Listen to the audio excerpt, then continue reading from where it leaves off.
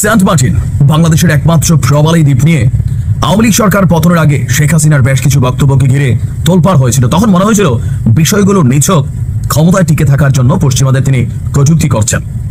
এই ইন্টারিম সরকার আসার পর বেশ কয়েকবার প্রশ্ন উঠেছে, কেন সেন্ট মার্টিনকে জনসাধারণের বাহিরে রাখা হয়েছে, কেন সেইখানে যেতে অনুমতির দরকার হচ্ছে, কি ঘটছে সেন্ট মার্টিনে, সরকারের রহস্যময় আচরণ, বিভিন্ন সময় বিভিন্ন ধরনের ক্যাপশনে খবর বের হয়েছে।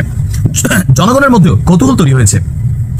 এর মাঝখানে গতকালকে কক্সবাজার সমুদ্র সৈকতে মার্কিন সেনাবাহিনী বা নৌবাহিনী অথবা ধরেন বিমান বাহিনী সামহাউ তাদের একটা টিম দেখা গেছে। বেশ কিছু ছবি সোশ্যাল মিডিয়াতে ছড়িয়ে পড়েছে। পলিটিক্যাল সুবিধা নেওয়ার জন্য স্বাভাবিকভাবে আওয়ামী লীগ এই ছবিগুলোকে প্রচারণা করেছে, অথবা অন্যান্য কেউই এগুলিকে প্রচারণা করেছে যে মার্কিন যুক্তরাষ্ট্র ফাইনালি দিন শেষে আপনার সেন্ট মার্টিন নাকি তারা ঢুকে গেছে। বিষয়টা কিন্তু তা না, বিষয়টা বুঝেন। আমাদের ভিডিও কাইটা অনেকে শর্ট করে আবার ছাইড়া দেন। আমরা গতকালকে মার্কিন সেনাদের যে উপস্থিতি দেখছি, সাথে আপনারা অনেক বাংলাদেশের মানুষ দেখছেন। এরা কারা? মার্কিন সেনারা কেন হঠাৎ করে কক্সবাজারে আসছে?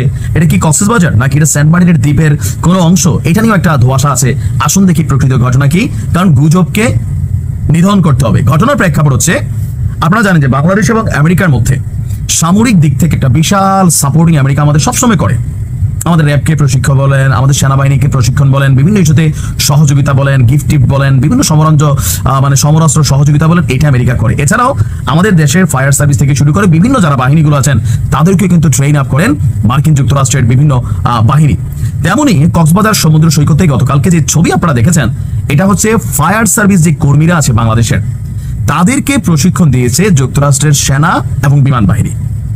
প্রশিক্ষণ শুরু হয়েছে শুধু গতকালকে না, এটা 18ই মে। তবে গতকালকে থেকে ছবিগুলো ভাইরাল।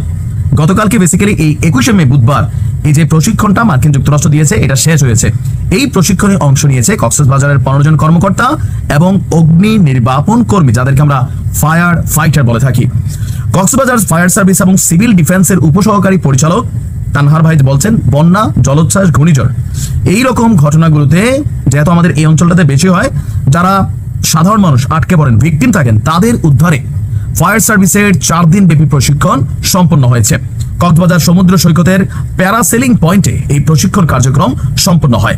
আমেরিকান এম্বাসির সহযোগিতায় মার্কিন সেনাবাহিনী, বিমান বাহিনী বাংলাদেশের এই ফায়ার ফাইটারদের প্রশিক্ষণ দিয়েছে এবং প্রশিক্ষণ শেষে সনদ বিতরণ করেছে।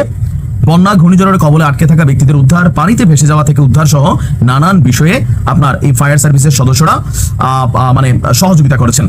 তো এটা যখন সামাজিক যোগাযোগ মাধ্যমে ছবিগুলো ছড়িয়ে পড়েছে, এটার আবার যারা গুজববাজ আছেন তারা এটাকে নিয়ে গুজব ছড়িয়েছেন যে এই দেখো সে কক্সবাজার সমুদ্র সৈকতে মার্কিন সেনাবাহিনী চলে আসছে, ইউনূস সাহেব তলে তলে সেন্ট মার্টিনকে লুকোচক্ষুর আড়ালে রাখা ওইখানে দিয়ে দিচ্ছে। তার মানে এই ধরনের যতগুলো নিউজ দেখছেন, বিভিন্ন ভিডিও ফুটেজ দেখছেন, রাইট নাও এই ধরনের কোনো কিছুই না। ফুটেজটা হচ্ছে কক্সবাজার এবং টেকনাফের মধ্যে সমুদ্রপথে প্রায় 3 ঘন্টার রাস্তা, বুঝতে পারছি নিশ্চয়ই। এমনকি ছবিগুলো ভালো করে দেখলে দেখবেন যে এখানে পেছনের ব্যাকগ্রাউন্ডে সেন্ট মার্টিন বিচের কোনো দৃশ্যাবলী নাই। ভালো থাকুন, গুজব থেকে দূরে থাকুন।